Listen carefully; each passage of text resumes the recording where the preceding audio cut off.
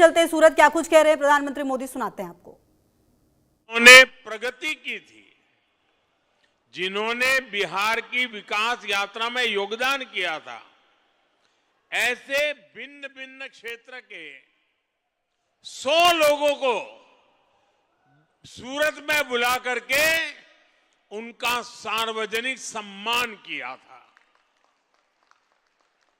क्योंकि बिहार की वो टैलेंट, बिहार का वो सामर्थ्य, उसकी ताकत हम भली भांति पहले से जानते रहे हैं। साथियों, ये चुनाव सूरत में रहने वाले बिहार के मेरे भाई बहनों की तो पल पल की नजर थी, और मैंने देखा है कि बिहार के लोगों को राजनीति समझानी नहीं पड़ती है।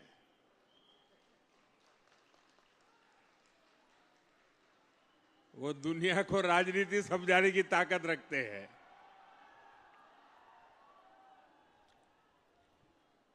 देखिए, इस चुनाव में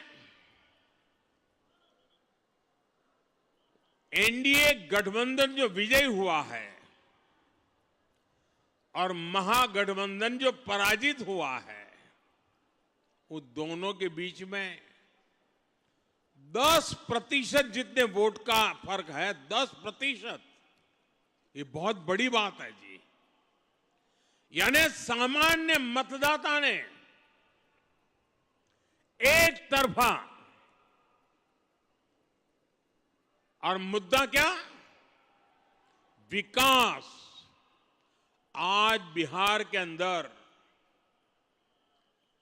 विकास के प्रति जो ललक है, हर जगह पे महसूस होती थी। और मैंने देखा था, जब कोविड के समय देश भर से हमारे श्रमिक भाई बहन मुसीबत में थे, लॉकडाउन था, पैदल चल चल करके अपने वतन की ओर जा रहे थे,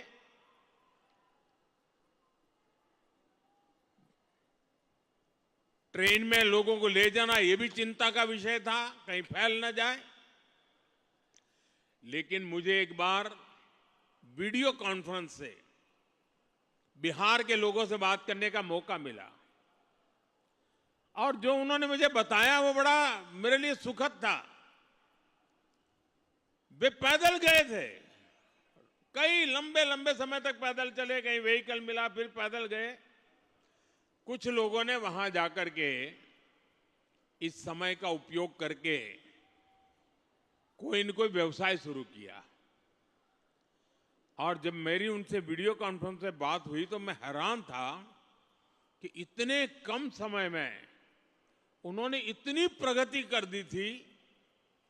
तो उन्होंने कहा, कोविड हमारे लिए तो आशीर्वाद बन गया। बोले, अब हम तो किसी राज्य में वापस नहीं जाएंगे, हम तो यहीं रहेंगे। ये बिहार के लोगों की ताकत है, और वही बिहार आज दुनिया भर में छाया हुआ है। दुनिया में कहीं जाइए, बिहार की टैलेंट आपको नजर आएगी, और ऐसा बिहार अब विकास में नई ऊंचाई को प्राप्त करने का मिजाज दिखा रहा है। इस चुनाव में उस मिजाज के दर्शन हुए हैं।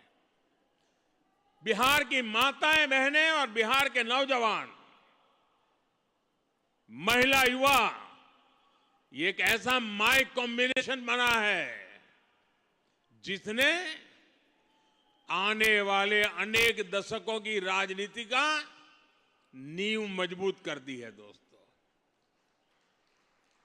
और जो राजनीति का भेषु लोग हैं, जो राजनीति पर विवेचना करते हैं, उनको कई महीने लगने वाले हैं बिहार के चुनाव नतीजों का क्या क्या प्रभाव होने वाला है इसका एनालिसिस करने में।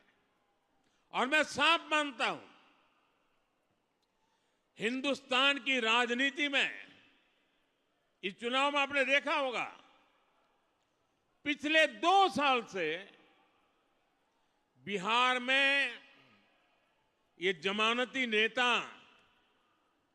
जो जमानत पर घूम रहे हैं, वे बिहार में जा जा करके जातिवाद का भाषण देते रहते थे। खास खबर के सह प्रायोजक हैं एमडीएच देगी मिर्च का तड़का, अंग अंग फड़का, एमडीएच देगी मिर्च। और Edify World School celebrates the release of 120 बार। बिहार के इस चुनाव ने जातिवाद के उस जहर को पूरी तरह नकार दिया है। ये देश के लिए बहुत ही उज्जवल संकेत है। बिहार के अंदर सार्वजनिक कार्यक्रमों में गैर कानूनी तरीके से जमीन ने कब्जा करके, मकानों को कब्जा करके जो वक्फ बना दिया जाता था, हमने देखा था तमिलनाडु में हजार हजार साल पुराने गांव के गांव वक्फ प्रॉपर्टी बना दिए गए थे। देश भर में चिंता बन पड़ी थी। तब जाकर के हमने पार्लियामेंट में कानून पास किया वक्फ को लेकर के।